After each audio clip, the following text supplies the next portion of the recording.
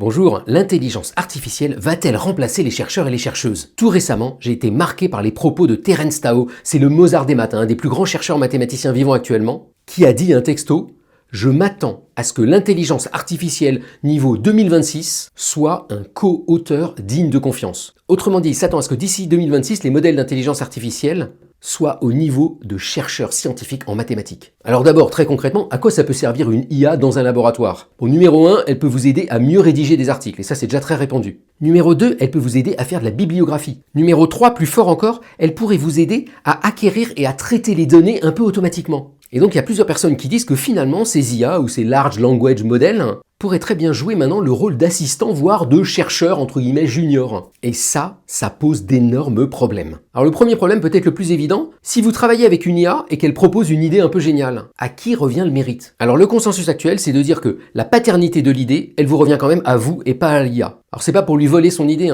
mais c'est parce qu'il y a un point crucial en science, c'est de savoir qui est responsable de l'idée. Un autre truc qui fait très peur, c'est la reproductibilité.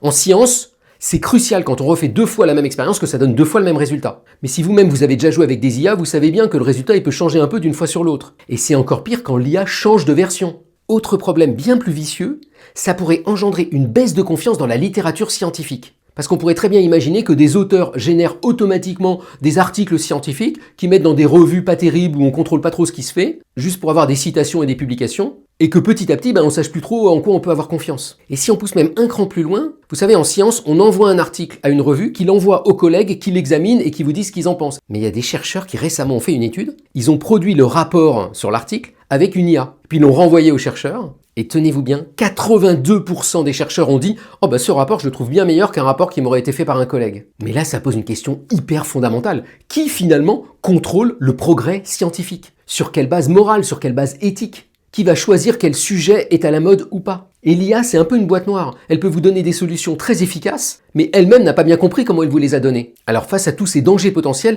les chercheurs dans l'article préconisent un certain nombre de mesures assez simples qu'il faudrait prendre assez vite. Première mesure très simple, dans un article scientifique, il faut toujours systématiquement dire où et comment on a utilisé les IA dans le processus. Deuxième règle, même si on utilise l'IA, c'est les scientifiques qui restent responsables de ce qu'ils publient. Alors troisième idée, il faudrait absolument une IA open source et il y ait des vraies garanties sur la confidentialité, le fait qu'on puisse accéder au code, qu'on connaisse les différentes versions, etc. Et surtout 4, se souvenir que la recherche fondamentale, c'est pas à tout prix faire des découvertes efficaces, mais c'est comprendre ces découvertes et comprendre comment nous, les humains, on les a faites. Bonne journée!